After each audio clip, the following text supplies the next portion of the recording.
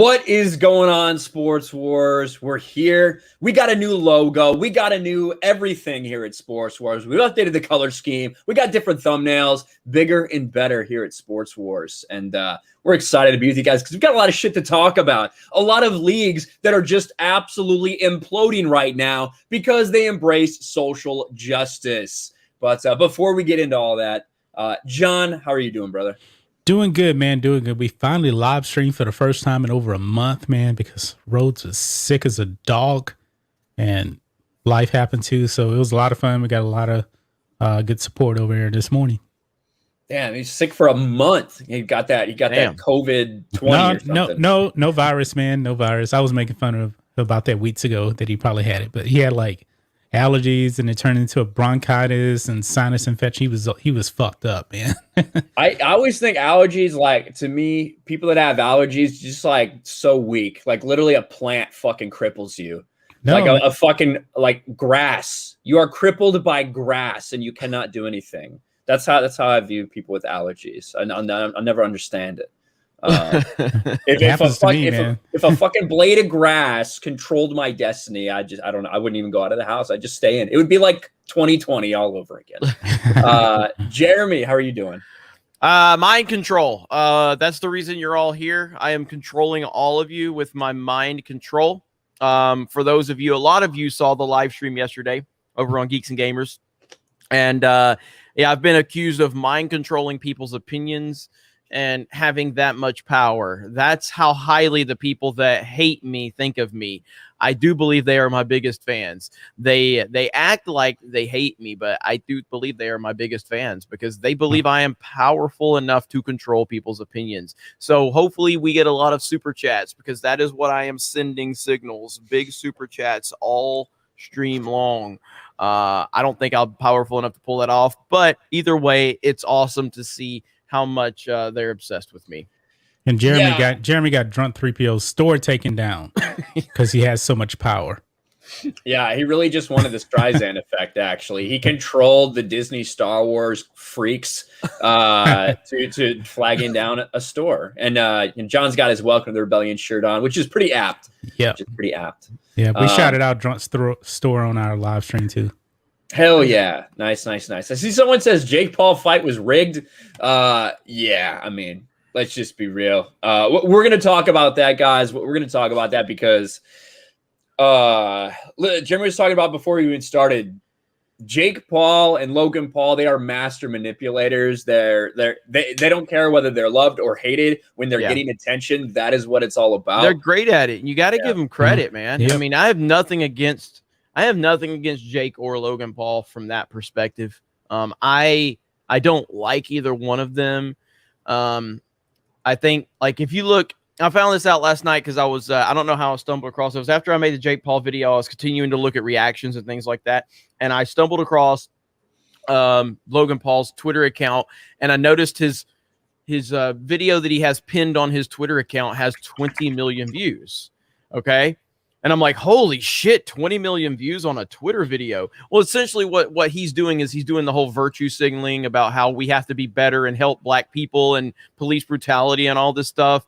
And it's just like, holy fuck, man. This is the guy that just a couple of years ago was like in Japan, like just making fun of Japanese people and culture and just being disrespectful as hell. And now he's completely doing the whole virtue signal bullshit. You listen to that video. And then later on in the comments, someone took all of the stuff he did. Cause he's talking about, if you're a white person, you have to take your white privilege and you have to call out your family members and you have to teach them about right from wrong. And we blah, blah. Like it's ridiculous. Okay. But Twitter ate it up. And then, in the comments, as he's saying, someone took the clip of this whole virtue signal bullshit and they just kept intertwining all the clips of all of the shit that him and his friends did in Japan, like disrespecting the fuck out of the culture, the people, and everything. And I'm like, damn, these Paul brothers are nothing but entertainers in terms of they will say whatever they need to say to get attention. And that's just what they do. And that kind of shows why the BLM movement has gotten so much traction and why so many people virtue signal, because it gets them the goodwill of the media and all this other stuff. So yeah, the Paul brothers they're pieces of shit, but they are entertaining. Yeah, I mean, when we all knew too, you know, when it comes to that, we knew the Black Lives Matter movement. We knew that it was not really what it was supposed to represent. I don't know how many of us thought that it was buy large mansions, but you know, that is eventually what it turned out to be. And it's similar to the Paul brothers. They have a lot of money. They know what they're doing. They know how to entertain people and captivate people. Even if people are fucking pissed off that a fight was rigged, they're still getting talked about, and that's ultimately what they want. I will say this, man. I got to give BLM credit, man. They absolutely knew the perfect name, because if you criticize Black Lives Matter, whether you're white, black, or whatever, you're a white supremacist, man. They got that on lock, man. Yeah. No, that's all it is. It's a brilliant marketing campaign. Like here you go, Ryan. I don't know, since we're on the topic, if you want to play that real quick. I was just gonna say, yeah, I'm gonna pull it up right now. I'm gonna show you guys the just KO put it in the private first. chat. Okay. Oh, I think I have this pulled up. I don't know if this will be all right. Okay. Oh, you're talking about you're talking about Logan, that video. the Logan deal. Yeah. Either way's fine though. We can go with either one. All right, let's play this first. This is funny. All right, so this is the ringside view of Jake Paul's TKO. All right, and we'll get to all the afterwards how happy he was to have lost. All right, watch this for yourselves. It's a solid hit. It's a solid hit. There's no doubt. It's a solid hit for sure. He gets up. Look at how fucking fat and out of shape he is. Like he did not take this seriously at all. Do you know why? Because he never had any intention of winning. No, that's why. Like what? The dude's fine, man. This fucking old ass bitch. Oh, come on. See, I didn't see that part right there. Yeah, that's the part that no one's talking about is all the after shit. Yes, it was a solid punch, and there's no doubt Jake Paul can throw a fucking punch. We saw him knock Nate Robinson out cold. But, you know, this guy's a boxer. He's a former fucking UFC fighter. But let's watch that punch one more time. That was a good punch. It was a good punch. Great punch. I do not believe that punch right at the beginning of the fucking match took this dude out. And there's a reason for that. We can point to a couple different reasons for that. This is the type of shit that he went through, right? This is, I don't know how many years ago this was. This is fucking Ben Askren. I don't know how many years ago this was, but he's at the bottom right now. He is the one who's about to fucking get walloped on. Watch this shit. This is him. Look at these punches. Look at these elbows. Damn. Look at these elbows this motherfucker's taking. Now, people change over their careers. People lose their chin. Like, these things happen. We've seen it happen in UFC and boxing. We know that. We know that that's the case. I kind of find it hard to believe that this dude took that punch, stood up right after, and then got called a TKO. And when you see him after the fight, man, this motherfucker sure looks happy as fuck to have lost, doesn't he? After he's getting a monster paycheck for just being fat, showing up and getting his ass kicked. Yeah, he definitely looks happy. So does she. They all look happy. Like, hell yeah, we pulled one out. All I did is stepped in the ring, took one punch, and what was it? 500. How much money did he make? I thought it was like 500 grand. It could have been 50 grand. I thought it was 500 grand. Yeah. That's what I thought. Like yeah. That's pretty good, man, considering that, once again, he does not fight a real boxer. I would like to see him actually fight a club boxer. You know, some amateur, somebody that's actually been boxing. Chances are, man, he's probably going to get his ass kicked. Well, and there's nothing, look, and again, nothing against Jake. These guys are entertainers. And again, the point of this video right here is to show how they are all about the entertainment. That clip right there. That's the clip. So play that one. Yeah. Start that one from the beginning. Because it's like he's virtue signaling. And again, the top video has 20 million views, showing you how much traction he got on Twitter from this bullshit virtue signal speech. So then someone played all these clips of him being a complete dickbag to Japanese culture. Watch this. You have to be anti-racist. Yes. I just got to be careful to not like disrespect the culture, because Logan, Japan is all about the respect. Please say Pikachu. Pikachu? Pikachu. Buddha, shiitake kimono. Tempura, sushi, Sashimi! Fujitsu! We must hold our authorities accountable. Police officers. Fact, when I came to Japan like 2 years taken away. What happened? What did he do? No. It's a disrespectful You thing. are the problem. Toyota! He threw a Pokeball. Yeah. Pokeball Yeah. in Japanese. And now he's preaching about being all respectful and shit, you know? Like, No! Who walk on the street instead of driving in cars. Hi, how are you? Side of the road in Japan. Hello. Hi. Its racially charged background, its inability to truly treat humans as equals, He's gonna catch you. Okay, get him. Honey, get him. Oh, you've been caught. I choose you. and if you are an influencer or celebrity friend of mine, I hope you are using your platform to continue to spread the message of solidarity and unity. He's got a fish. Honestly, bro, I'm done with these. Jesus Christ. This is I've what seen it is, enough. though. I've but seen enough. that's what they do. So all you have to do is say the bullshit that they want you to say, and it doesn't matter. Like, it doesn't matter. Like, these people are idiots, and Logan Paul and Jake know how to work the crowd and work the industry. And but yeah, Logan Paul's a douchebag. Yeah, absolutely. Sam Wynn for a $10 super chat. A thank you super sticker. Thank you, Sam. The mind control worked for Sam Wynn. Mike Hill for $5. I was entertained last week when Logan Paul was stunned by Kevin Owens at WrestleMania. Yeah, Logan Paul got booed out of the building. But again, it's like they don't like it. When people hate them, that's good for them too. We got some breaking news. We got to be careful about this topic, okay? We got to be careful about this topic, but we got some breaking news. So, whoa, yeah, vigilant. Yeah, we got to be careful with what we're gonna say here because all right, I've already been hit on it. Can't wait. All right, so listen, we have talked a lot on this channel. Black and White Sports has talked a lot on this channel about, you know, what social justice and identity politics over the past year, how the NBA, an NBA that was already kind of having trouble in ratings, just absolutely destroyed themselves. They brought it upon themselves. LeBron James and these woke players, Adam Silver just let them run the league, and they fucking destroyed it. On the heels of the information that this year's NBA ratings are the worst of all time, despite the media's spin, we are now getting this information, a Woj bomb, if you will.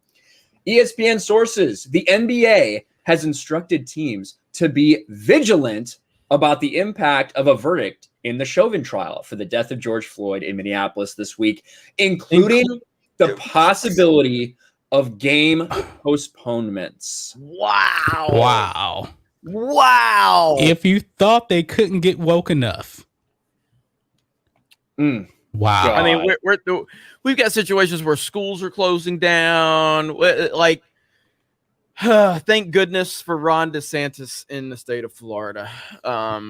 You know what's going to happen, man. BLM will be back on that court for the rest of this season if there's a not guilty verdict. Believe me, it's going to happen. I haven't been following the trial that closely, but I have been following updates from like Jack Posobiec and other people, and it sounds to me like it doesn't look good for the prosecution. No, because I watched Friday, man, and that guy on the stand, the expert, was saying that he was basically saying there's no way in hell George Floyd died from the knee on the neck. He basically said he OD'd, and that's an expert. Yeah, and we're not going to get too into like those kind of specifics or whatever here on the sports channel, but the bottom line is the most likely scenario is probably we're not going to get a resolution to this. That's the most likely scenario. I don't think it's going to be guilty or not. I think it's going to be probably a hung jury. And the NBA is going to make a fool of themselves in the process. They are going to utilize and listen, it doesn't matter what the verdict is. The NBA is going to capitalize off of it. They're going to, one way or the other, regardless of what the verdict is, the NBA is going to use it for their social justice. That's what's going to happen because that's how they operate. Yep. They've already got the NPC download ready. Yes, They're just absolutely. waiting. They're just waiting to release it. They picked a really bad time. Alex Rodriguez and his group of people that just bought the Minnesota Timberwolves, you picked a really bad time because there's a chance that city might not exist anymore after this happens. Yeah. That city's burning down to the ground daily. Yeah. God, this is absolutely insane. And what I'm talking about, guys, I made a video about this yesterday. This is from Outkick. It's time to worry about the NBA's ratings. And the reason it's titled that is because all along, the woke sports media has been telling you that, wow, it's really been better NBA ratings than we've had in a while because they used spin. We were here on a live stream 4 months ago, and I told you guys exactly what they were doing, that they were using the Christmas ratings to try to say, oh, look at how good the beginning of the year for the NBA has been. Obviously, social justice didn't kill the NBA. BTFO, right-wing commentators. That was a lie. That was a complete and utter lie because, in fact, eventually it will be official. The NBA again lost viewership on its ABC games, down from last season's all-time low. So now you have an average of 2.83 million people turning into the premium network TV games, which is the lowest in recorded history for the NBA. That's what going woke has gotten you, and they're just going to continue to double, triple, quadruple down. Yeah, it's just going to keep going, and they don't care. They don't care. They're just going to keep on. They're going to capitalize off of any social justice stories they can. I don't understand what their mindset is here. I don't understand what they are hoping to accomplish because they are actively destroying their league. Again, I've talked about this many times. You all probably feel the same way, but back in the day, NBA on NBC, these different weekly NBA games, you're like sitting there, you're just super excited about games, matchups, and different things. And you look at it now, and there is no excitement for this league. There is no enthusiasm. There is no passion for the NBA at all. It is disgusting what they have done to this league. And that is Adam Silver allowing the players to run the league. He is allowing them to dictate all the actions of the league. It's unbelievable. Yeah, this is absolutely nuts. And we can show you. I'm going to pull up. I got some charts with some direct correlation here. We can get direct correlation between when they do these things. God, where is that? Here it is. This is what I'm looking for. Morning Consult. That's what I want because they did a study of exactly when and how the favorability ratings for all these different leagues occur. Look at this shit. You can see that right here is May of 2020, right? Mm-hmm. When George Floyd happened and all the protests, and then we saw all the social justice in sports. Look at how the NFL, which is the blue line, and the NBA were impacted on that day. Boom. Fell off a cliff. Tank. And then it just kept going for the NBA. But now this Major League Baseball, this is among Republicans. Just so you guys know, we got to be crystal clear. This is among Republicans, which is why MLB was rated so high initially. This is when you decide to move the MLB All-Star game. MLB was rebounding because they got out of the social justice stuff. Exactly. And again, it's the famous line that I don't know if it's 100% been confirmed, but I think it's definitely something you said. But it's the Republicans buy sneakers too argument. You know what I mean? You have a huge portion of your fan base, and you are alienating them. Yes. I mean, again, it's clear. It's clear. Regardless of how you feel about what is happening, if you think the NBA if you agree with the NBA or not, that is irrelevant. It is clear that a massive portion of the fan base hates what the NBA is doing, and the numbers reflect that. So how can you say that the group of people that are being turned off by the NBA, how can you say that they're racist when they were clearly fans of the NBA prior to the push for social justice into it? Like, it doesn't make sense. You are alienating your fan base. Yeah, it's absolutely insane. And let me show you something too, Ron. Let me share my screen. The owners are allowing this to happen, but check this out. There is a graph here. I just put it in there for you. sports team owners' political donations by league. Yeah, give me a second. I'm linking the Okay. Streamlabs link because some people are having trouble. So, Still broken? boom. No, it works now. That's works. why. God, the fucking chat's flying by. Pin message. I want to say, like, I think it's pretty impressive that Ryan knows which tab to open up when he's like up top. How the fuck do you He know has like which 50,000 one? tabs. I know, man. I don't know how he knows which tab is which. If I have 4 open, I'm like, okay, which one was it again? He's got 32 open and he knows which tab is which. Yeah, I shared them before. It was literally like 40, and I realized I had multiple like separate windows of Chrome open as well. I had like 5 different windows of Chrome open, all with like 20 or 30 tabs each. So it was insane. All right. Sports team owners political donations by league. Yeah, get crazy. There you go. Look at all that money in the MLB. Yep. From the owners, and that's where they donate. And like, let's be very clear. You saw that graph. MLB had been the most popular one, and I think that makes sense. MLB is already struggling to maintain their fans. They just told their hardest, most dedicated fans, the ones who will bring their families to the games, who will continue the legacy like of that fandom, right, and pass down to their kids. You told them to go fuck themselves over social justice. Yep. And that's exactly what we're seeing. And it doesn't matter. Listen, if they make up half of the audience, if they make up 40% of the audience, somewhere around there is probably true for people who lean to the right, because it's about half of people. It's about half the country. That's why it's divided, because it's about half and half. You're telling them to go fuck themselves. And it's not a good recipe for success. We've seen it in the NFL. We've seen it in the NBA and now Major League Baseball. No, I mean, we all just want, like, again, I talked about this in one of my most recent videos. We just want to watch sports. That's it. Like, I go back and watch my old school NASCAR races, you know, like early 2000s, mid 2000s. I'll be on YouTube and I'll just watch some of these old Talladega, Daytona, Texas races, Bristol, just because it was so nice back then. I cannot watch current NASCAR after what happened with Bubba Smollett and their social justice BS nonsense. I can't watch these things. Like, I will go back and I would rather watch like a mid 90s, early 2000s full length NBA game on YouTube that I already know the outcome than to watch anything that they're doing today. You know what I mean? Like, that's how bad they have damaged the league.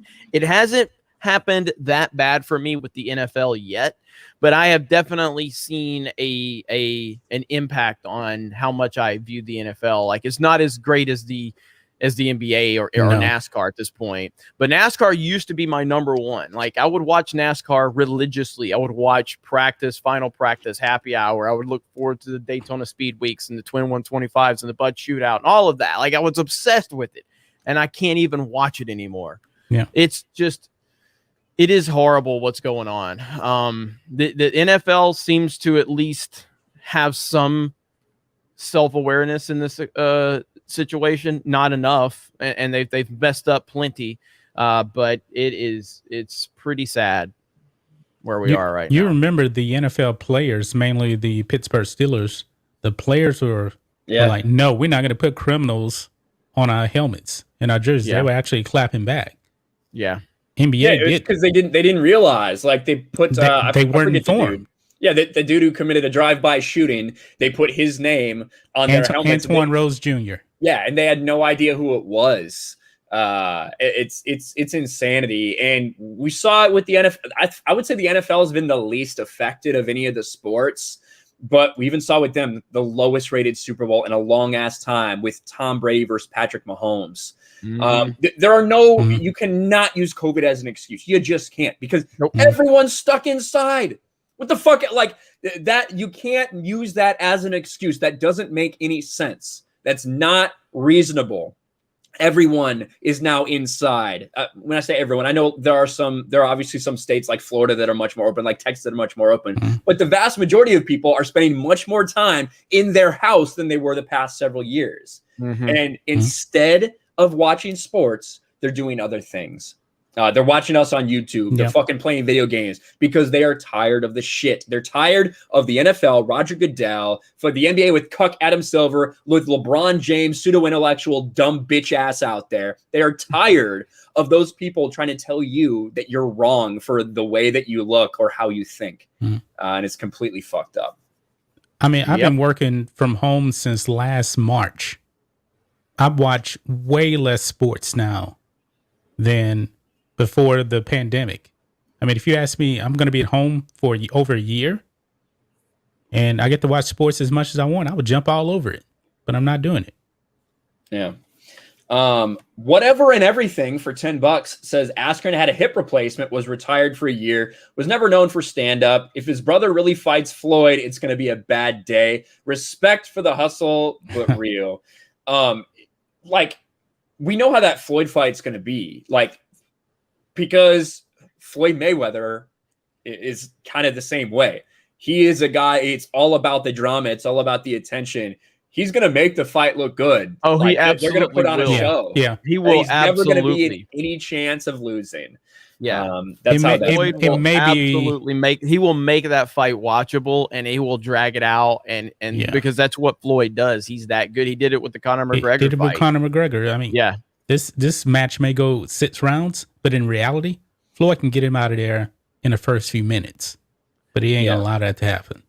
Well, I mean, like, the thing is so yeah, that's the thing that Floyd is he's such a master at what he does. And so if you can get Jake Paul and Floyd Mayweather in the ring together, number one, Floyd is good enough to make like, how many rounds are these fights preset for? How many rounds was last night's fight preset for? I don't know what last night was. Typically it'll be 10, 12, or 15. Okay, like Floyd will probably pull this thing out. Like, if him and Jake, is it Jake or Logan? I can't remember. I get him confused. Logan is going to fight Floyd, I believe. Okay, so Floyd and Logan get in the ring.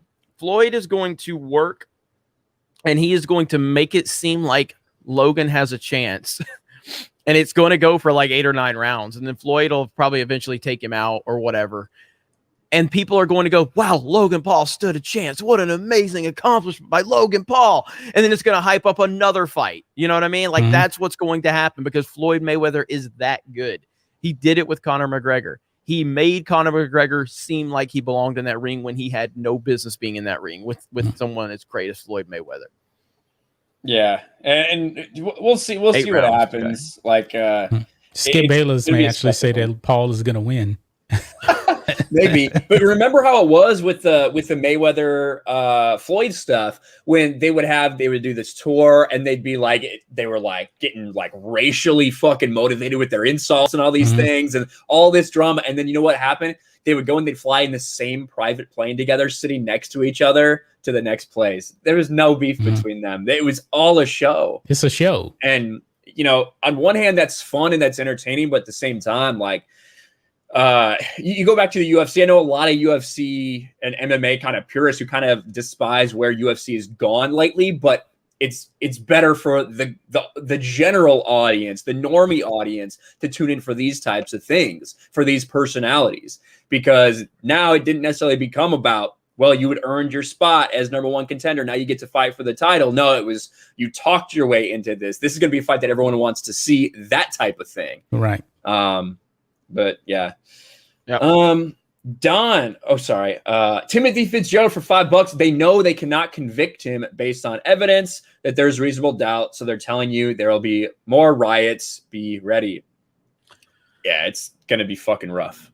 Yep. It's going to be crazy. It's going to happen like that no matter what. Yep. Because the people that want to burn down cities, they just there to burn down cities. Some of these people don't even know who George Floyd is. They don't care. No, they don't care. They know him from the gaming channel. PMC for $10 says, send this cash to Rhodes to help him buy a new damn camera. A-game was a blast.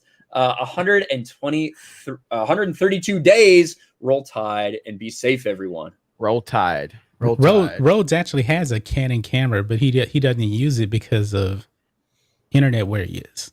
He has a good camera. He used to record with it. I want to go back to my webcam. Fuck this high quality shit that that Matrix Oh sold God, me. man, you look better than you ever did. No, man, no. I like the $75 webcam. Then why you got the Shure SM7B? You could have kept the blue snowball. I know. Hey, I got the Snowball still, and I got a Yeti X. So I wanted to go to this because MMA King says Dana White is for freedom of speech. I respect that. Yeah, I agree. And that's why UFC is fucking thriving right now, in my opinion. Dana White tweeted this out. UFC 264 sold out in seconds to 21,000 people. All right, sold out in fucking seconds. And listen, Dana White, if he's going to let one person talk, he's going to let the other person talk. If he's going to let people get up there and talk about fucking Black Lives Matter and all this bullshit, he's also going to let someone wear a MAGA hat and let someone talk from a conservative point of view. Which is exactly how it should be. Which is exactly how it should be. It's like when people say, like, when people, and again, I've had people go like, "Oh, Jeremy, I can't believe you have Uche on the team. He has this opinion." That's how it fucking should be. People on the Geeks and Gamers team can have whatever opinion they want. Dana White is doing it the right way. If you're gonna push BLM's bullshit, which is bullshit, that's fine. Let them. But at the same time, you can let someone have the MAGA hat, which we all makes all the Spurgs and the media go crazy. And Dana White's like, you can do whatever you want within reason. I mean, obviously Dana White's a Trump guy because he knows what's up, but still, point is that Dana White allows all opinions, and that's how it should be. Yeah, and I think you can't pull people back. Like, you have to read the room. So where we are right now in 2021, like, you know, if people, when you have these athletes and like what Dana White has on, you know, with UFC, people want to express themselves. So you got to kind of let it fly. Like, in my mind, I wouldn't want to know any of their fucking opinions because I don't give a shit about any of these athletes' opinions. Athletes, shut the fuck up and dribble, okay? That's what I think of you. I don't respect your opinions. I don't respect your political opinions. I don't respect your opinions on social justice. I don't respect any of it. I just want you to shut the fuck up and dribble. But read the room. We're in 2021 and everybody has to be this, that, the other. So fine. Dana White's doing it the perfect way. If you're going to be out there with your left-wing bullshit, then he's going to allow any other political stuff. That's how it should be. Yeah, absolutely. And I think this crowd specifically is going to like what I'm doing on Tuesday. Speaking of UFC, speaking of Dana White, on Tuesday, I am actually going to Vegas and I'm going to be on the John Bartolo show. John Bartolo is an awesome dude, very connected to the UFC, very connected to the fight game, obviously in Vegas as well. But he does a podcast where he talks about a whole bunch of different stuff, from politics to pro-free speech to anti-cancel culture bullshit to very pro-Second Amendment and most of all pro-common sense. I'm gonna be on there on Tuesday, hanging out in his studio with him. The dude talked to Dana White a few weeks ago in the studio. He's talked to people Michael Chiesa, a lot of different UFC athletes, even the man Donald Trump Jr. Has been on the podcast. So hell yeah, I'm gonna be sitting right here, fucking in this backdrop very, very soon. Cannot fucking wait. Look at that backdrop, man. Nice. Look at that shit. That's awesome, dude. I know. Fucking just sit here and make your cock grow 3 more inches, I think. Look at that hat. Look at that hat back there. Look at that sexy hat. With it's signed too. You can tell it's signed as well. Hell yeah. So no, that's cool as hell, man. Great job, Ryan. Yeah, man. And listen, John's a really awesome dude. He doesn't necessarily talk about the same things we do from like the TV and entertainment side of stuff like we do on normal Geeks and Gamers, but he talks about a lot of this stuff and the invasion of our culture and what's going on and the pushback that we need to have against it in order to keep our voices. So I think you guys are really going to enjoy that. He's on Spotify and iTunes. They've also got a YouTube channel. They don't push it too much, but definitely sub to him over on YouTube as well. And I'll be in Vegas Tuesday to record the podcast. And I'll still be there hanging out at night. Fucking insane. Insane. That's awesome. That's awesome.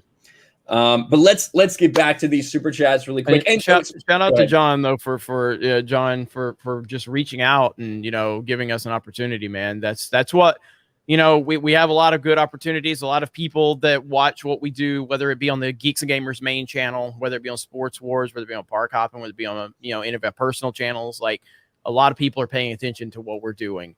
And it's good to continue to reach out and connect with like-minded people like that. So. Absolutely. Absolutely.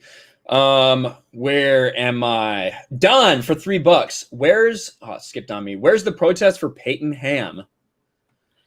I don't even know that name. So it's probably a white person. So it's probably a white person. Yeah. That something happened to. And that's like, you see what Chris Cuomo said today, which is just bullshit. Oh, I heard what he said. It's so dumb. What a fucking piece of shit. Oh, man. yep. Peyton Ham looks to be a white male. Yeah. A 16-year-old shot. He had an airsoft gun. Maryland trooper shoots and kills teenager who had an airsoft gun. Why isn't Maryland burning to the fucking ground right now for an innocent kid getting shot by the police? Maybe it's because most reasonable people understand that out of all these fucking encounters that have to happen every single day, that there will be mistakes, and it's fucking tragic.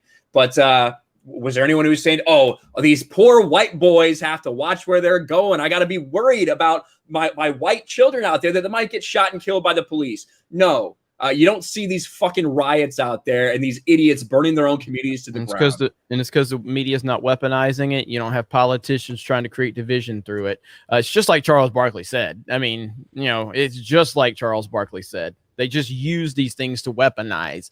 That's what they do. By the way, tonight we will be live playing Mario Kart over on the Geeks and Gamers Twitch channel. Make sure you are following us over on Twitch. It's going to be crazy as usual. I already told Ripa, because Ripa was playing MLB The Show 2021, and I let him know that I will be beating his ass tonight. And he tried to spin it and say, "Oh, he knows I'm getting better." I don't think the bullshit. I'm not. This ain't some fucking loser. Really bad last week. He was getting better, and then he was really bad last week. Sometimes he just have those days, man. Yeah, but definitely check us out tonight on Twitch. It should be a lot of fun, a lot of cussing. And for those that are missing Uche will be there. Uche's always there every week. You keep saying, "Oh, wait, where's Uche?" Uche's on the Mario Kart stream every week. He's in the back, just like he was in his NFL career, but he's there. Okay, he's there. Uche is consistent. Okay. Oh man, that's funny. Slash and burn theory for $10 here. All right, YouTube won't allow super chats that criticize George Floyd. Period. I simply said he was a low-life drug addict, and YouTube won't let it go through unless I edited it. Well, yeah, there you go. They're fucking cracking down on shit because they only want you to have one specific narrative. And that's the way it is. But we appreciate the super chat and the support. Slash and burn theory. Jock Nerdy for $5. Sports have less competition for entertainment than ever, and their ratings are still down. Writing on the wall. Yeah. Yep. 100%. Dubs all day for $5. NBA is such a joke. Stay out of politics. Maybe the ratings will go up a bit. They have nowhere to go but up at this point because it's literally at the lowest of all time. Blue-eyed Scorpio for $5. I bet if his name was Dana Black, you talk mad shit about him. But seriously, he's about business, not agenda. That's why it works. Yeah, and they have been at the very beginning. They're like, all right, with all this COVID, but how do we put on our shows? How do we continue the sport? They were the ones that continued this shit all the way through the pandemic. They shut down for the shortest amount of time. When they were able to get fans back, they immediately moved to a location where fans could go because Dana White is about business. And that's why he's gotten to the position where he's at. And a bad part of business would be alienating half your fucking fan base. Daniel Newbert for $5. Love the show. Really appreciate you guys. Even Ryan, a.k.a. Uniter of the Clans. Thank you, Daniel. Yeah. You got to do what you got to do. I'm known for bringing people together. I always have been. I always will be. But back to Kobe didn't fuck up the league. Jordan left him, says Michael. We got arguments about Kobe and Michael and LeBron in the chat because it wouldn't be a Sports Wars stream without those arguments. See, that's what we have. That's why. So the title of the channel is Sports Wars, and that's for a couple different reasons. So essentially, we're part of Geeks and Gamers. Geeks and Gamers kind of really built our following off of criticizing Disney Star Wars, because Disney Star Wars does suck. And so when I wanted to create a sports channel, because honestly, like, sports is overall has been my number one passion over the years, even more so than movies or video games or comic books. Even like sports has always been my number one passion. I wanted to create a sports element for Geeks and Gamers. So Sports Wars, it was kind of like Star Wars, but also Sports Wars, because sports is about arguing and fighting and debating. You know what I mean? The moment you guys agree with me is the moment we have not created anything, because like, fuck that. Like, sports is about arguing. Sports is about fighting and having different opinions and everything like that. So that's what Sports Wars is all about, and I want to continue to see those arguments in the chat. And essentially what it comes down to is that Jordan is the GOAT. There's no doubt about that. But the most unpopular opinion I could probably have on this channel is that while Kobe Bryant is my all-time favorite player, LeBron's a better player. I agree with that too. He is. I mean, LeBron's the biggest maybe the biggest underachiever other than maybe Peyton Manning's bitch ass in sports, because this is a dude who should have fucking 9 titles right now. Let's just be real. He should. Why doesn't he? Why does he not? Because he fell apart so many times. That's what about? Why. Do you think Peyton Manning underachieved more than Aaron Rodgers? Yes, I do. I think that Peyton Manning and the teams they had around him, that offense that they ran, the type of regular seasons that they had year after year after year, when you compare his numbers to what he does in the postseason versus regular season, it's an embarrassment. I personally think, oh man, I can't call LeBron an underachiever on the level of a Peyton Manning or Aaron Rodgers. I can't do it. He is an underachiever. But he's also LeBron. And again, I feel fucking dirty just complimenting this motherfucker, because fuck him. But LeBron came into the league with probably more hype than we've ever seen a player come into the league on. And he surpassed those expectations. Like, he has.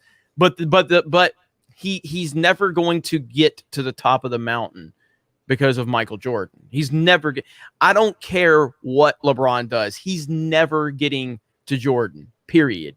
That's an impossible mountain to climb. Yeah, but I can't call him an underachiever. I can't call Peyton Manning an underachiever, because, I mean, Peyton had essentially, he's got 1 Super Bowl. Yes, I know he got the second one with the defense carrying him, because the defense literally carried him in Denver. Aaron Rodgers is a massive underachiever. Most overrated, probably the most overrated NFL football player of my lifetime, because of how the media constantly said he was the best player in the league, best player ever, best arm ever, all that bullshit. His talent is the best ever, probably, but he has never been a better quarterback than Tom Brady ever. No. He's never. He might have had a better season, because of this, that, or there, but he's never been better than Tom Brady. So I'd say Peyton, coming out of college, Peyton Manning was a fucking, dude, he was a fucking beast. Yeah, he was. But Peyton Manning came up short in college as well as the NFL. So you go back to Tennessee, they won the national championship after he left Tennessee with T. Martin, I believe. Okay? He came up short in the biggest moments in college as well. So I have to say Peyton Manning's the biggest underachiever probably in sports history. And that's kind of hard to even say he even underachieved. I mean, the man, number 1 overall draft pick, 5 MVPs, went to 4 Super Bowls, won 2. Aaron Rodgers, man, according to the media, greatest thing ever, man. He's been to 1 Super Bowl. How many NFC championship games has he lost? Like his last 4? Yeah. Something like that, and he hasn't looked good for sure. Yeah, and he had a 15-1 team, and he couldn't even win a playoff. He couldn't even win a playoff game with them. Yeah, but at least you can say at least Peyton Manning had to go through Peyton. Yeah, but he had to at least go through Tom Brady. Yeah, in the playoffs. Aaron Rodgers, he ain't have Brady. I mean, Brady goes over to the NFC was always more. The NFC has always been more competitive than the AFC. The AFC, literally, it was fucking Colts, Steelers, Patriots, and then 1 Ravens appearance in 20 fucking years. That was it. You know what I mean? The NFC's always had turnover. You look at the NFC South and the amount of different, like a different team wins that division nearly every fucking year over the past 2 decades. God, I'm looking at like these stats right now for these dudes. Aaron Rodgers, his numbers are insane. His numbers are insane. I'm looking at his touchdown interception. 400. This is career. 412 touchdowns to 89 picks. Over a 4-to-1 touchdown reception ratio in his career. That's fucking insane. And then you look at the playoffs. And it's slightly less. It's 45-13. So that's nearly a fucking 4-to-1 as well. I look at Peyton playoffs and 14-13 in his career, 9-11 in his career at Indianapolis before he got a couple wins at the end from a Denver defense. That's the only reason he has a winning record in the playoffs, just to be clear with everyone. But let's see what is 40 touchdowns at 25 picks. So not even a 2-to-1 ratio for Peyton in the playoffs, which if you compare it to his regular season, 539 to 251, very easily over 2-to-1 ratio. But you got to remember Peyton, especially earlier on, man, he was an interception machine until about year 6-ish or so. Because he would throw you 20 picks. That first year, remember, he set that record. 28 interceptions. Picks. Yeah. But then, you know, he had 23 in 2001. 23, 15, 19. 15, 23, 19. And then it was settled down for a while. For a long time. Yeah. This was that year he had almost 50. Well, he threw 16 in 2009. Yeah. 17 in 2015. What the fuck is this thing doing? Stop it. What's it doing? Anyway. Fuck that page. Tom Brady's the go. That's all I got to say. Tom Brady didn't throw a lot of picks. He's still not at 200 interceptions. Yeah. And crazy. He's 21 years in. Mumtaz Shamsi for $5. How long before someone's feelings are hurt and YouTube takes you down? I mean, look, everybody has to be concerned about that, but I think we're very much good standing with YouTube, but there's just certain things you got to watch out for. And I mean, we've all kind of like, you know, we mine and Ryan's channels, Geeks and Gamers, and Ryan's channel, and our gaming channel, Gaming with Geeks. You know, we were all in trouble about a year ago with Naughty Dog doing fake copyright strikes on us. You know, Ryan had one more strike and his channel was going to get taken down. Luckily, we won all of our appeals, you know. But I mean, like for me, like D-Day Cobra, my personal channel, I was talking a lot of politics over there, getting a lot of traction. And then as soon as YouTube kind of said like, oh, you guys can't talk about this. I mean, clearly I have a lot to say on the topic. Clearly I have a lot of opinions on the topic, but I recognized, hey, you know, regardless if I agree or disagree with it, they clearly are not going to let us talk about this for obvious reasons, but stayed away from it. So you got to try your best to kind of stay within the vague lines that they create for us. Yeah, absolutely. And that's one of the reasons we have geeksandgamers.com, you know, a place where, you know, you can go check out the website. You can support us there. You know, we're always going to be able to be ourselves over there. That's why Rose and John, you know, created Black and White Network. They've got their own website. News channel was demonetized. And probably because we were criticizing BLM and all the violence out there. YouTube didn't like it. We never got a copyright strike or anything. No warning. Just Thanos snapped us. Yep. Absolutely. All right, let's get back to these. Zontar, Canadian $2. IndyCar greater than F1 and NASCAR. Didn't bend the knee. Penske is what he said, I think. Or I don't know. Somebody said it earlier, but yeah, but I mean, I like IndyCar. I mean, and I like all forms of motor racing. Even Mario Kart. So even Mario Kart. I just love racing in general. Whether it's real life or if I'm really racing or if I'm watching racing or if I'm playing a video game, I love racing. For me, NASCAR was always my favorite back in the day, and then F1 was second, and IndyCar was third. But I love all of it. And then, you know, I would even watch, I'd watch a lot of dirt track racing and things like that. Sprints, midgets, all of that. But I don't watch any of it anymore, unfortunately. I just play Mario Kart. I don't know if you're talking about porn categories or racing when you start going on all this fucking shit. Fucking, I have no idea. The tragedy of Jason Solo says, follow Salty at Odyssey. Hey, we are on Odyssey. Sports Wars is on Odyssey. We got over 3,000 followers there on Odyssey. Yep. We're actually growing pretty quick over there. The sports channel is. Geeks and Gamers is over there. My channel is over there, and my second channel. You guys are on Odyssey, right, John? Yeah, entertainment, news, and sports all on Odyssey. Odyssey's great. Odyssey's great. I didn't watch NHRA that much back in the day. Didn't really watch NHRA that much. But honestly, like if you go back to some of these F1 games for like PlayStation 3 and 4, those are some fantastic racing games. I was just telling Ryan about this Hot Wheels racing game that's coming out. Probably going to see us playing that, even though Ryan doesn't want to. I don't give a fuck. We're going to play it because racing games are awesome. Noah Booty for $10. Maybe it's Bodie. I don't know. When do you think the woke nonsense will stop in sports? I see no end in sight given the momentum leftists have in culture and the moral high ground they claim, calling everyone racist. I don't know. It's going to either have to be get bad enough monetarily, or there has to be some competitor that comes up. Like XFL, like I know The Rock bought XFL. I think The Rock's probably pretty woke in general. Not as bad as some people, but you know, still pretty woke in general. You need a separate league. I think you need a competitor to kind of kick some, like, fucking get something into these people and for people to go, because even though MLB is doing all this shit, I still want to watch baseball. Like, I still want to watch this sport that I love. I still want to watch basketball. I still want to watch football. So if we can have a competitor rise up and do something, maybe at that point that'll, you know, either we'll get our woke free sports, you know, or this will kick the other people into drive and be like, maybe we need to change our tune. Yeah. What's interesting about baseball though is this mainly seems to be coming from Rob Manfred. The players aren't saying anything about this.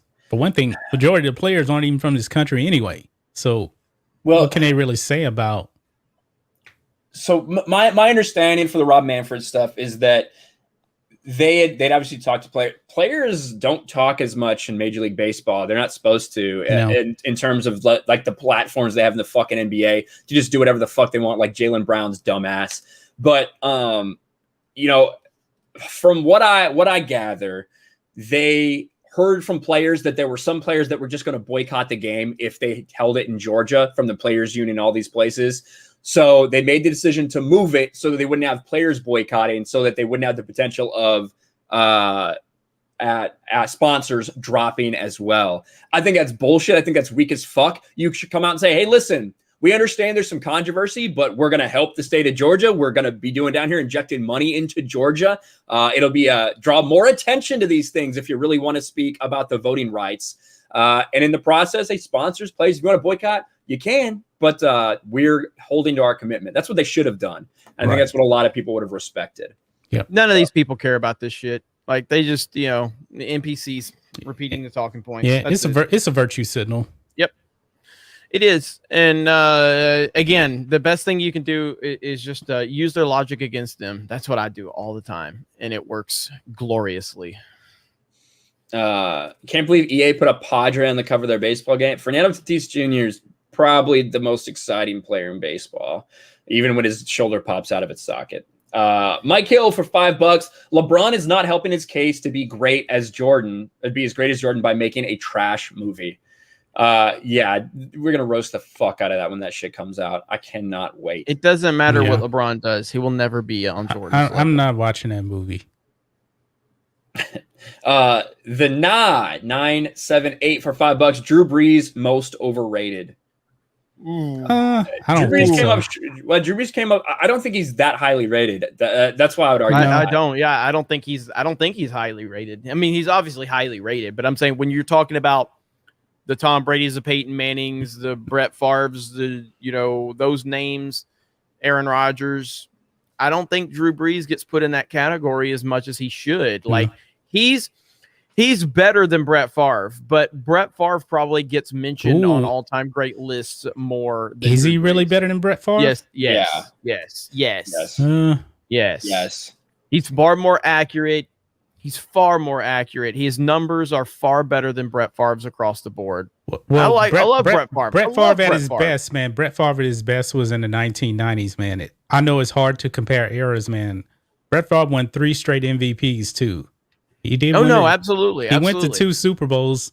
Breeze is a different quarterback when you get him outside of that dome. I mean, I would agree with that to an extent, but he's still done it, man. I mean, he's done it. I can't put him over Favre. I can't do it. I put him over Favre. I got him over Favre. Drew Brees with his left hand could throw fewer interceptions than Brett Favre.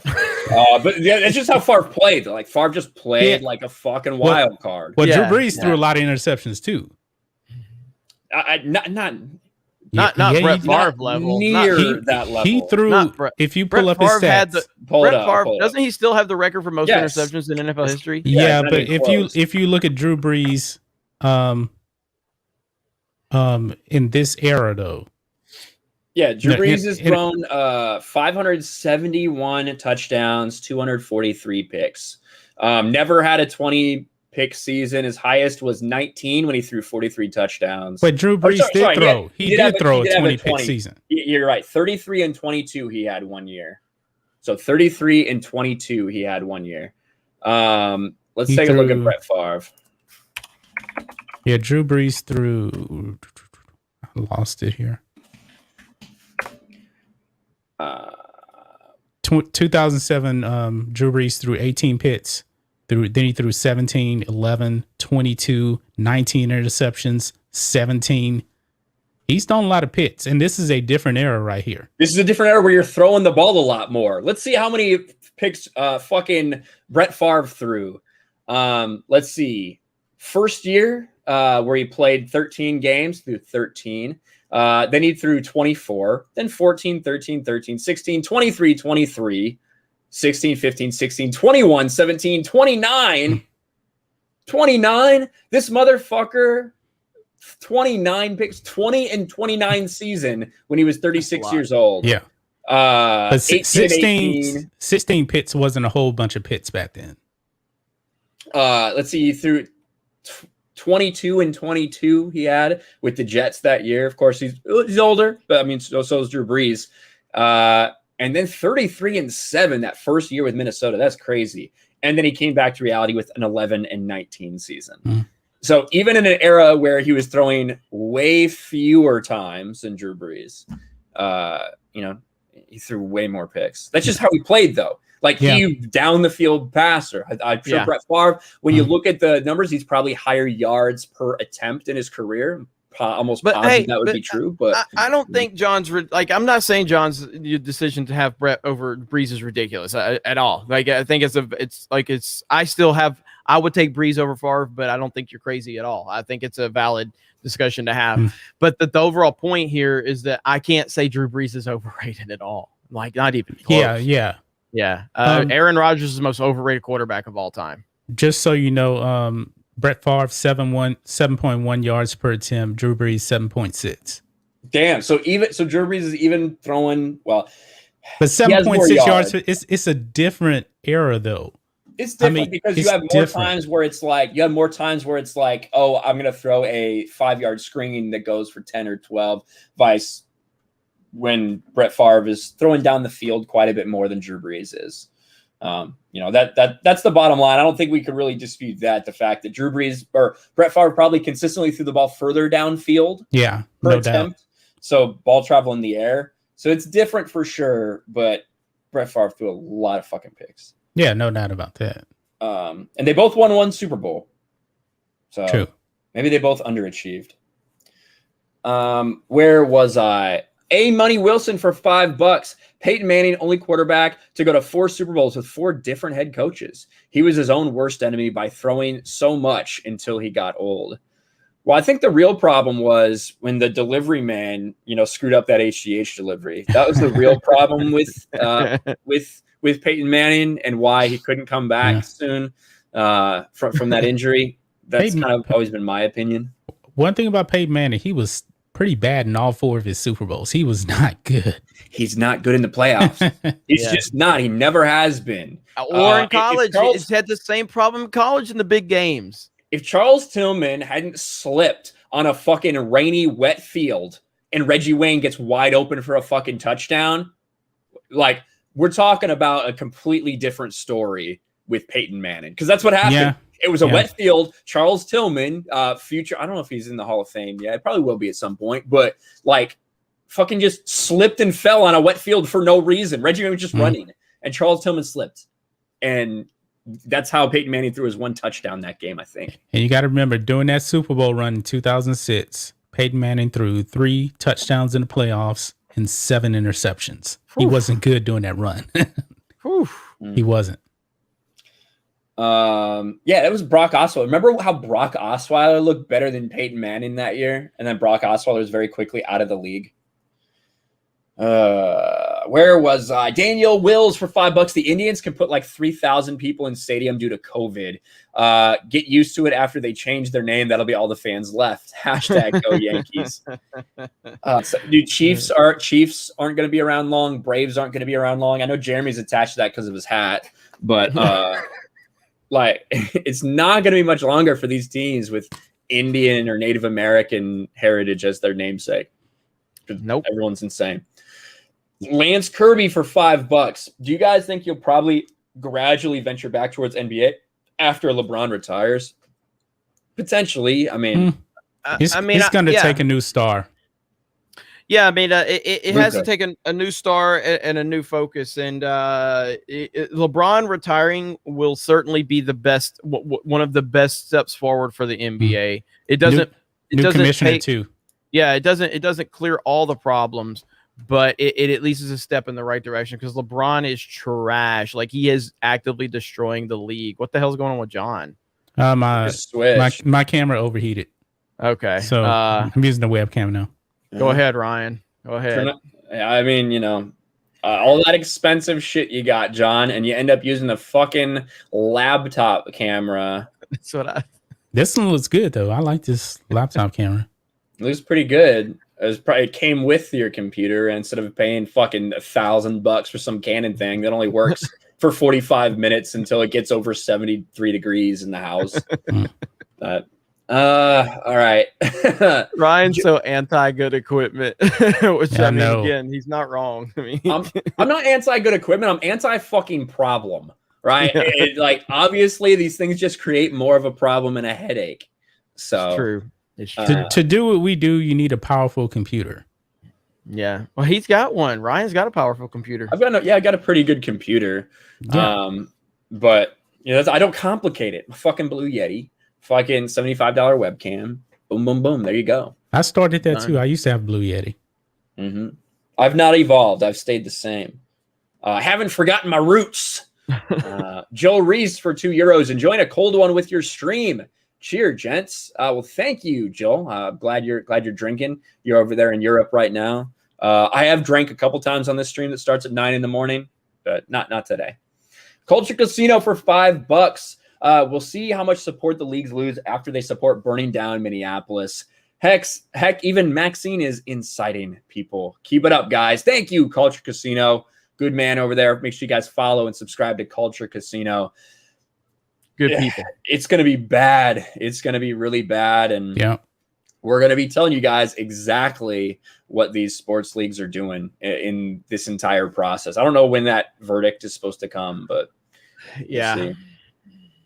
Eli Saul for $5. LeBron is part owner of the Red Sox. The LeBron woke cancer has spread to my team. I hope Space Jam flops in theaters. Yeah, LeBron, man, he's terrible. Gerald Armstrong for $5. What do you think the real motive of skipping OTAs for teams is? I don't think it's the coof like they're saying. Yeah, so that was a story I saw going around. Basically, every NFL team is like, yeah, our players aren't going to report for OTAs. And like, that's what they're being recommended. That's what the teams are even telling the players. I personally actually do think it's probably coof related, in my opinion. I think it's like, hey, there's no reason for us to just fucking further like risk. Oh, we got to shut down the entire thing in the entire facility because of these OTAs that are going on. So I actually think it's probably the teams that are like on board with them not coming to OTAs this year just because of the headache, because of the stupid protocols. That's what I think. I don't know about you if you guys have heard anything about it, but No, I haven't even heard about this story, so I'll have to lean on your opinion on that more so than anything because I haven't looked too far into that. I think 18 of like the 32 teams so far are basically saying that their players aren't going to report for OTAs, somewhere around there. Okay. So I know the Bears specifically. I know the Bears told them, "Hey, don't report for OTAs." And of course, someone says the 17th game. We do have another game. Yeah, but that probably has a lot to do with it. I mean, adding another game to a very busy schedule. Like I know it doesn't seem like a lot when you think about it, but another entire game is probably that's going to have a big impact on these players. It's going to have a big impact on statistics too. It's one of the things we never like. Literally every record doesn't matter anymore. It doesn't. It doesn't. Every record doesn't matter. We're about to establish a new baseline for records. Like if we had 17 games this year, I mean, how many rushing yards did Derrick Henry have this year? He had 2,000, didn't he? 2,000 something. Like now we may have a 2,500. What's the record for most yards in a season by a running back? It's still Dickerson. Adrian Peterson. Yeah, Dickerson still has the record. Rushing yards. He ran for like 2,100 yards. That was a 16-game season. Yeah, 2105. 2105. That's going to be broken. Yeah, exactly. That's what I mean. Like we would have had a new record if we had 17 games this year, I think. Yep. I remember Adrian Peterson got like 7 yards short or something. He came up really, really short. I think he had like 2,083. I could be wrong. Somewhere around there though. He came up 8 yards short, 2,097 yards. Derrick Henry this year had 2,027. So another 100-yard rushing game, and he would have had it, which probably would have, as long as he wasn't rushing in the playoffs. So many records are going to change. What's Peyton Manning's touchdown record? Is like 55 or whatever? 55, yeah. Dude, Amon Green had 1,800 yards rushing. What the fuck? God, that's crazy. 55 touchdowns, that's still hard to do, even in 17-game season.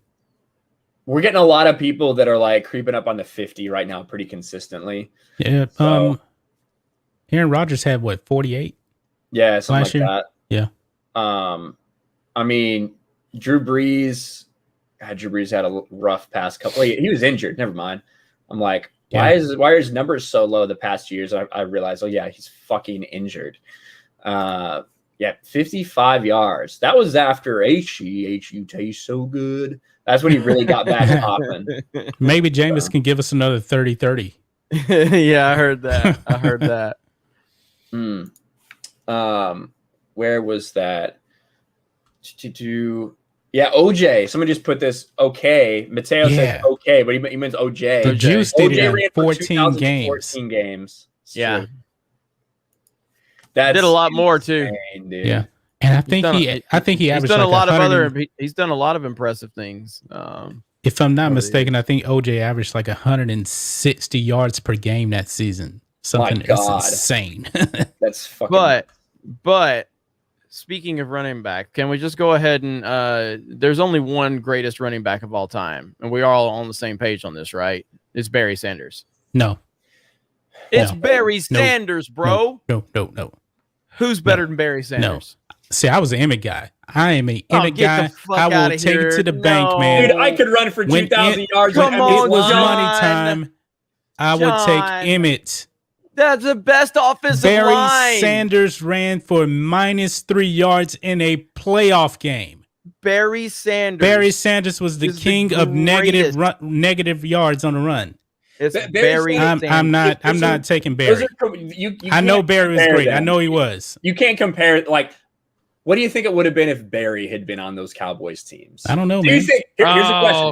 Dude, legitimately honest answer. See, now you're asking kind of like, what if Peyton Manning was on the Patriots? I don't know. Okay, yeah, I'm asking a question. But Peyton Manning wasn't very clutch. Just like Barry Sanders wasn't very clutch either. Emmett was clutch. Emmett was clutch. Barry Sanders. I have no idea. Yes, you do. If this is what you want to answer. No, I don't. Barry Sanders was on those Cowboys teams. Do you think he would have more rushing yards than Emmett did, or less? I don't know, man. They both. I'm not asking you if you know. I'm asking you what your guess is. I don't know. I don't know. Absolutely would, John. Come on. I don't know. Come on, you know it. Those Cowboys teams were loaded with all-time great players and an all-time great offensive line. Barry played in Detroit. Nobody was there. Nothing was going on. He was a one-man show. Barry Sanders. The reason that Barry's the king of negative yards is because he was literally always getting hit or had to dodge people in the backfield. Like, I get that excuse. I get that. Yeah. I get that. But I can only go by what I saw. Emmett was the ultimate playoff running back. Emmett also was the MVP. Emmett Smith was no slouch. Emmett was great. Emmett was all-time great, man. I'm not hating on Emmett, but Thank you, Joe Bob Tar Heel. He agrees with me. I don't think I'm the one person in chat. The one person. No. Man, I watch all this of is what all happened those when I Cowboys went. games. This is what happened when I went after Steph Curry. Chat turned on me, so I get it. You know what I mean? It's all good, but yeah, I think. Look, Emmett. I got nothing but respect for Emmitt Smith. He was a solid college player. He was an all-time great NFL player. But Barry Sanders was a different animal altogether, dude. Like Barry Sanders was a fucking beast. I know he was a beast. The moves that dude made, like the way that the things that he did and the way he made people miss him, and dude, he was just next level. I do think Marshall Faulk doesn't get mentioned enough. I know a few people brought up. He was great Faulk. too. Marshall Faulk was great. The way he caught the ball, fucking was revolutionary. I met Marshall Faulk. God, that dude's a fucking cocksucker in real life. I got that motherfucker's autograph. I was like, "Hey man, what's going on?" He just fucking didn't give a shit. And I handed him the ball in like the specific way I wanted to sign. I'm like, "Here you go," and I like turned it for him. When I handed it to him, he's like, "Yo, does it look like I know how to sign a football?" I was like, "Fuck you, bitch." But anyway, I personally, I think Barry Sanders is the most pure, elusive running back who's ever existed. Pure elusive, I agree with that. And it kind of had to be because the fucking what he was dealing with. If I had to pick one, it'd be Walter Payton. Give me Walter Payton all day long. He's got the elusiveness. He'll fucking run your ass over. He'll do whatever you need to do to win. That's my man, Walter Payton. It's a good conversation. I mean, Dickerson was a beast. Yeah, he was. O.J. Simpson, beast. Bo Jackson on Tecmo Bowl, GOAT. I did get a really nice Marshall Faulk signature, though. I will Bo say. Jackson on Tecmo Bowl was the GOAT. So, one guy I believe that could have been in this conversation if he didn't get hurt was Priest Holmes. Priest Holmes was a beast in his prime. But like every single Chiefs running back for like a 10-year period they cycled through, it was like Larry Johnson, Priest Holmes, fucking Jamal Charles, like all of them were just like putting up ridiculous numbers. It's crazy. I do think that if he would have been good, then Trent Richardson could have been in the conversation. I agree. If he would have been good, he would have been good. Dude, I remember. The Colts. Remember when the Colts traded for that bitch? Yeah, I remember that. A bunch of shit for a guy who ran like 3 yards per carry. Yeah, Trent Richardson was so fucking good in college. Okay, so like I believe that Trent Richardson was going to be like a great NFL running back. I believed he was far better than Ingram. I believed he was better than any of the other Alabama running backs in this. He had a good rookie season in Cleveland. Okay, he did have a good rookie season. You look up his numbers; he had a damn good rookie season. But after that, man, holy shit! Richardson? No, he didn't. Yeah, he did. He rushed for less than 4 yards per carry, and he rushed for like every touchdown was from 5 yards or in. No, he did not have a good rookie season. He even had decent receiving numbers. Like he had a good rookie season in Cleveland. No, he did. He scored a lot of touchdowns, but I don't think he had. It was like 900 yards, 3.9 yards per carry, something like that. We find this bitch. But yeah, I can't believe how bad he turned out. My God, man, I can't believe how bad he turned out. Yeah, here you go. This is what I'm saying, because I was fucking deep into fantasy at this time. Fucking Trent Richardson, rookie, fucking 950 yards, 11 touchdowns. Like I said, got 11 touchdowns. That's 3.6 yards per carry. Not good. It was in Cleveland, though. It's in Cleveland. Like and he put up how many receiving yards? So he had about 1,300 yards overall. Yards of scrimmage, 1,300. And then how many receiving touchdowns did he have? fucking Just one? Is it I one? think So- maybe one. So, yeah, so yeah. I'd say 1,300 yards from scrimmage and 12 touchdowns. That's a solid numbers in your rookie season in Cleveland. Solid But numbers. you got to look beyond that. It was because like shit like that. Again, if you look and you realize that all of his touchdowns, with the exception of one, came within 5 yards. They're just pounding the ball in. Like Well, yeah, he's not. again- He was not a guy that was like elusive or breakaway. He was not making people miss. They were feeding him the ball when they got inside. Like so, that's where his touchdowns came from, and that came to fruition the rest of the time.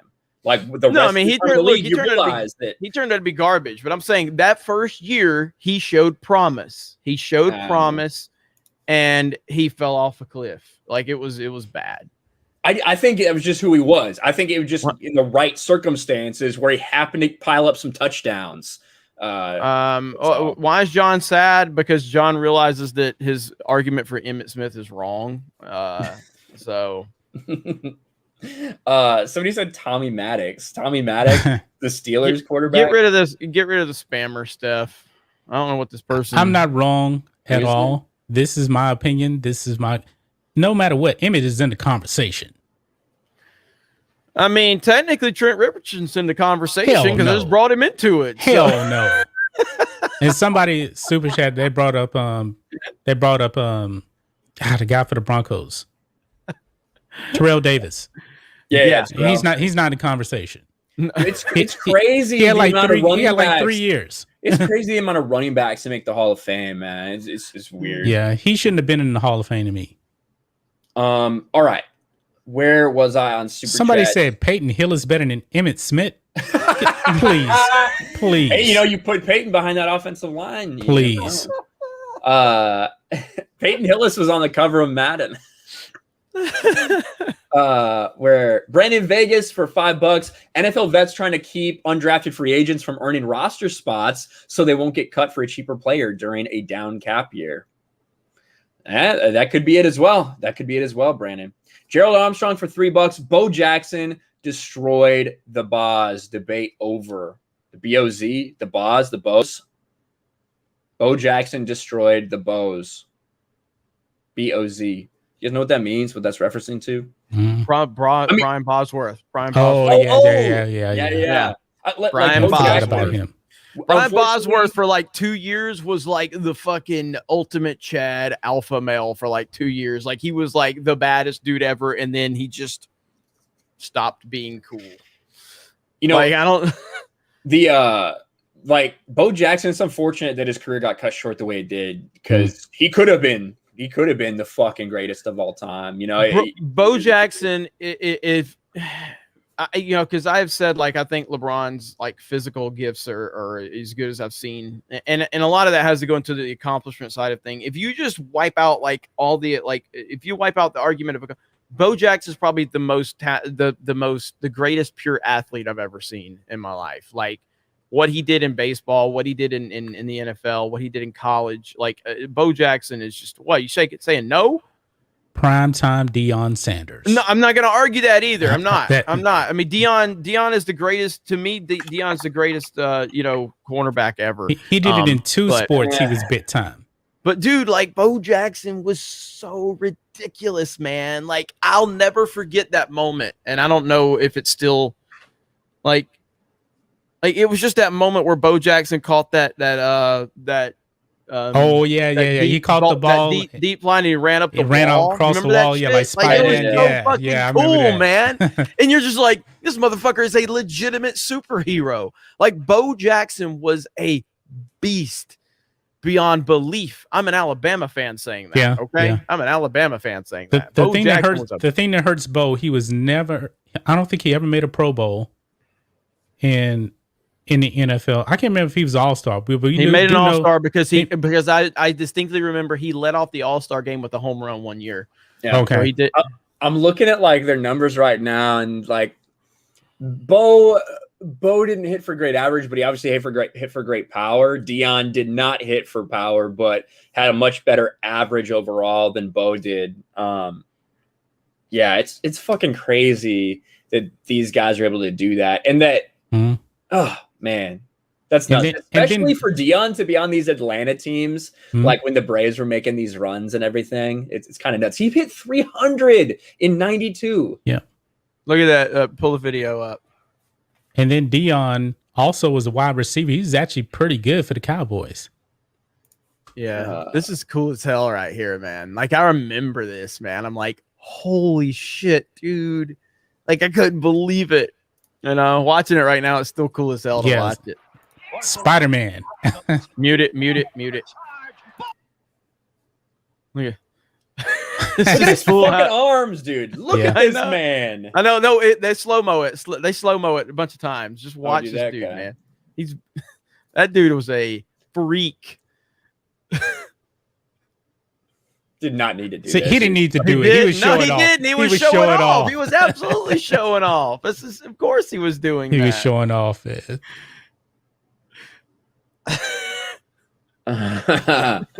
Fucking insane. Absolutely insane. Man. Bo was awesome. Yeah, he was. Where was I? Alex. Alex lost for 5.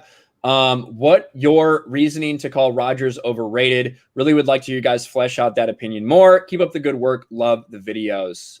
Thank you, Alex. Yeah, so I think Aaron Rodgers is probably the most talented quarterback, at least I've seen in my lifetime. So I'll never take Titanfall vibes. Hell yes, Joel. That's Titanfall vibes right there from Bo Jackson. But anyway, we disagree again. It's Dan Marino, most talented ever. But go on. Nah, I think when you add Aaron Rodgers' ability to be mobile and run, that's what separates him from people like Dan Marino. Like his ability to run out of the pocket and get away from pressure. That's what separates him from all the other greats in terms of talent. So I think Aaron Rodgers is the most talented quarterback probably we've seen. At least in my opinion, he's the most talented. Okay, he's up there. But talent is only part of the equation. He's not a good leader. No, he's not a good leader, and he's not good in clutch moments. I have heard over and over again the argument that he doesn't have this and he doesn't have that. He had a 15-1 football team and he couldn't even win a playoff game. He literally has the same exact playoff run as a Joe Flacco. He has one good playoff run. Okay, so I'll never take away from his talent, but talent only takes you so far. You still have to have that drive and that kind of that next level attitude that Tom Brady has. Like Tom Brady has the Jordan mentality. Tom Brady has the Kobe mentality. You know what I mean? And that's the difference. LeBron doesn't have those things. LeBron has all the talent in the world, but he doesn't have that next level drive like Kobe, LeBron, and Tom Brady. And that's what separates those guys from, everyone else. It's that attitude. And Aaron Rodgers has consistently been told to the fans by the media that he's the greatest, quarterback of all time. Greatest quarterback of all time. I remember that 15-1 season, his first take, Stephen A., they were handing him his second ring. They were handing it to him. They're like, after this season, he's already going to be over Brett Favre in rings. Guess what? Didn't happen. He still doesn't have a second ring. You know what I mean? He hadn't even gotten to another one. Favre at least got to 2 back to back. And so I just don't I have nothing like I don't like Aaron Rodgers. I'm not necessarily a fan of him. I don't hate Aaron Rodgers either, but I do think that he gets far more credit than he deserves for his accomplishments. He gets credit based on his talent and not his accomplishments. Yeah. And then I continue to hear nothing but excuse after excuse after excuse for why he hasn't done it. If you're the best player in the league and you have teams that are consistently going to the playoffs, and you have home field advantage and you're not making it, that's on you. That's on you. And the media has already replaced Rodgers with Mahomes. Patrick Mahomes. Oh, yeah. That's what it was for me. For a 10-year period, we just got told that Aaron Rodgers is the greatest ever, and we're just watching him play. But he just never really cashed in on that and continued to come up short a couple times. Yeah, listen, I'm a fucking Bears fan. So I've watched Aaron Rodgers play for a long fucking time. I've hated Aaron Rodgers for a long time. Respect the hell out of the dude in the same way that I respected Brett Favre.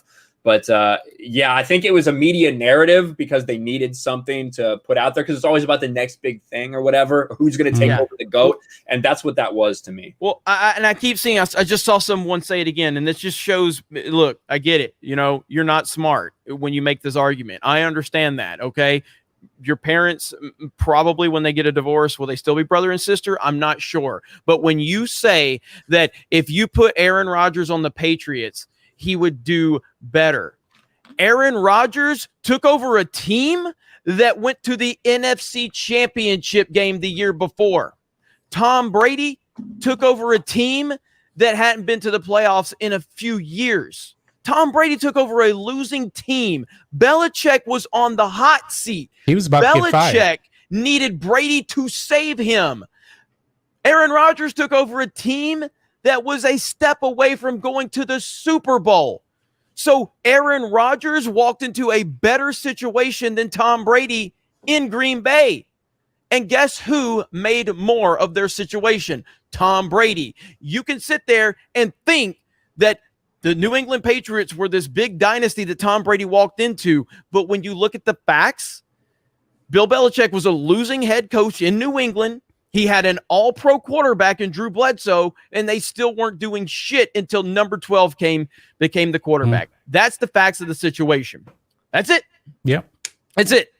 So, if Aaron Rodgers would have gotten to the Patriots, Aaron Rodgers had a team that was a step away from going to the fucking Super Bowl, and he did nothing with them. So, that's it.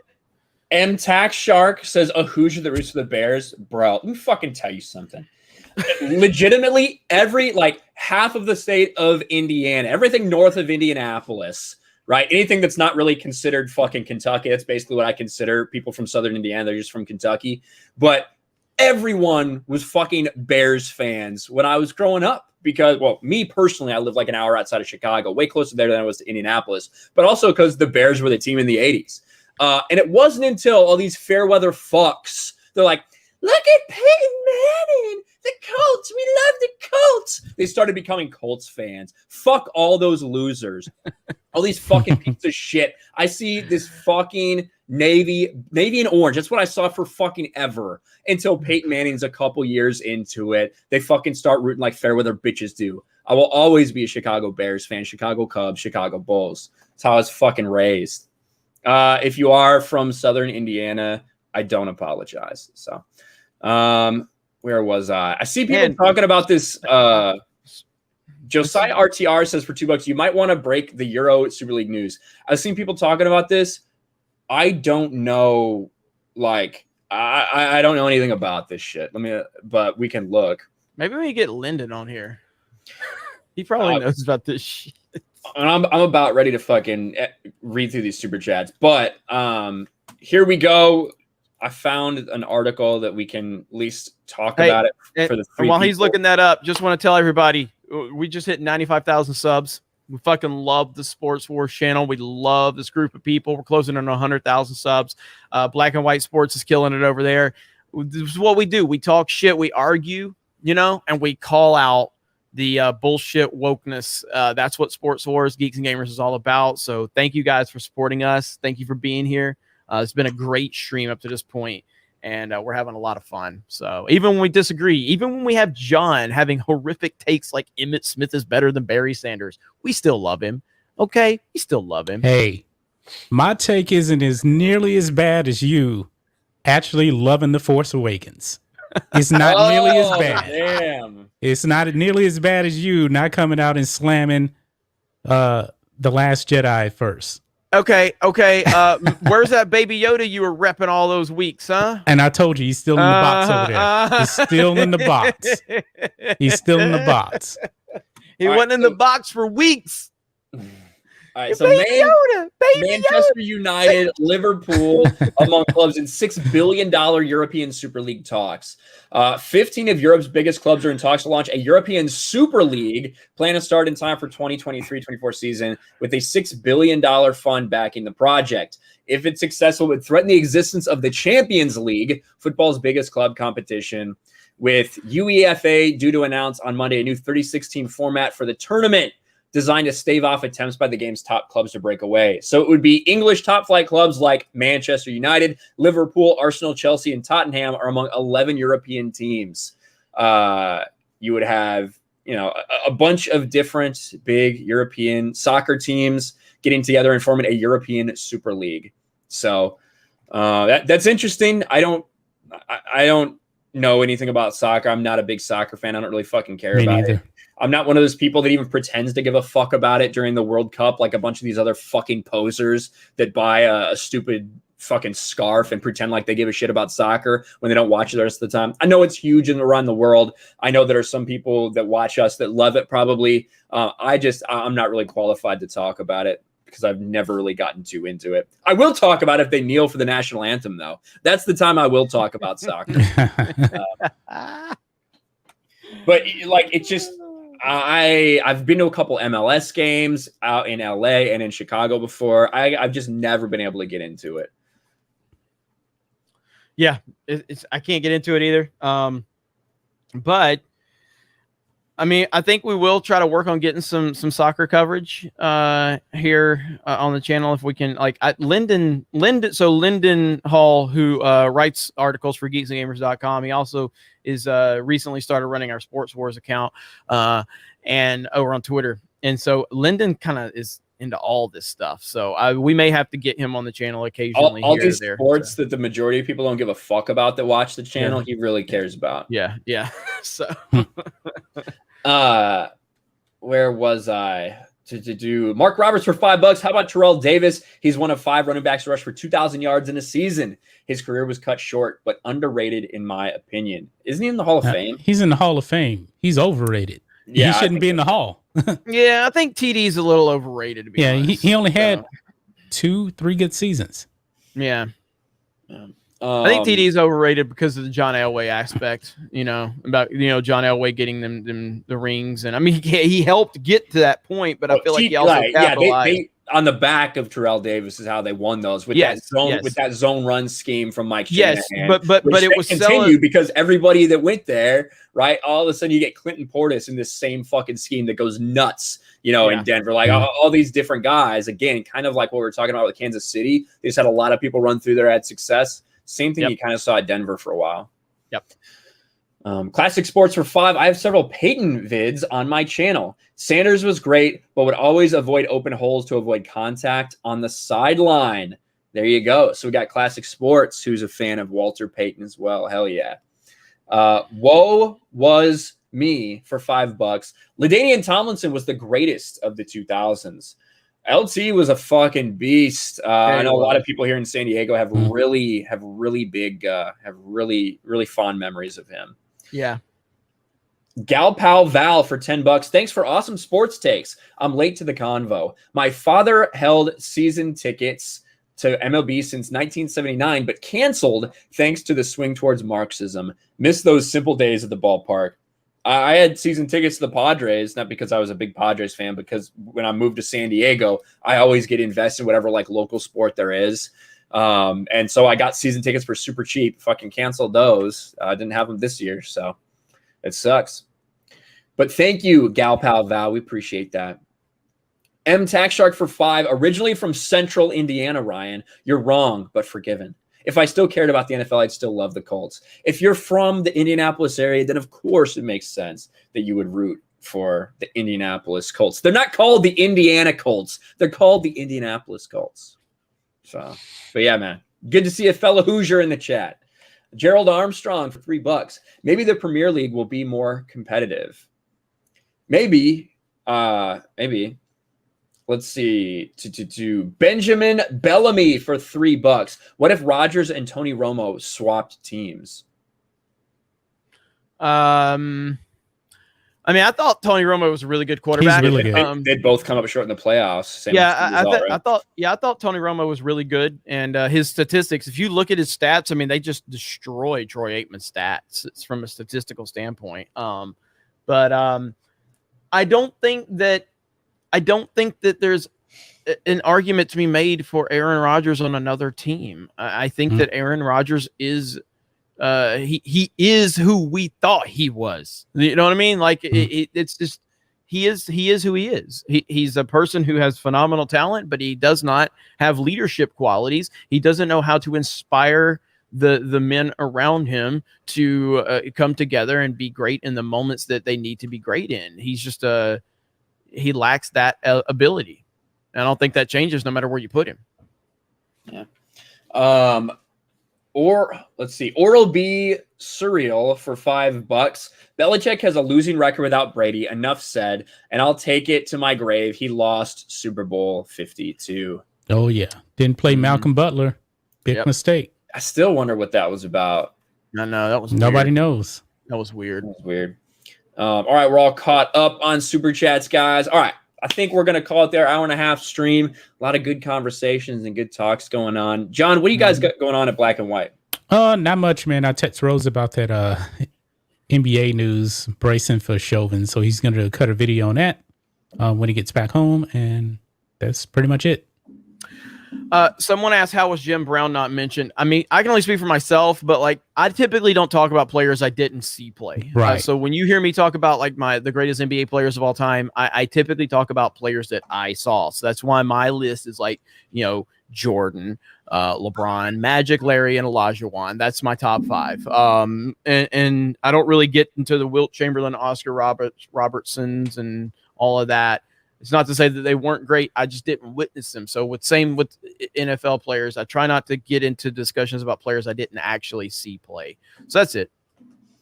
As far as that, it's tough to just go off like highlights of Jim Brown and like, you know what I mean? When you didn't see him, you just saw kind of the highlights. So I get what you're saying. Yeah. Yeah, tonight Mario Kart over on our Twitch channel, so make sure you go and follow us over there. It's going to be crazy. It's going to be a lot of cussing, a lot of me dominating as usual, just because that's just what happens. But other than that, thank you guys for being here. Thank you for being supportive of the channel. It's so cool, man. I'm excited about hitting 100K very soon, hopefully in the next few weeks. If the NBA ratings keep tanking, who knows? We might get there sooner because we can keep making videos roasting them. Fuck LeBron James, and that's it. That's right. All right. Thank you, guys. Looking forward to all the great things we got going on here at Sports Wars and at Geeks and Gamers and everything. But thanks to all of you. I heard myself echo for a second, but we're about to end, so it doesn't even fucking matter. Thanks, John, for joining us as always. Thank you, chat. It was lit as fuck, and we will talk to you later. Peace.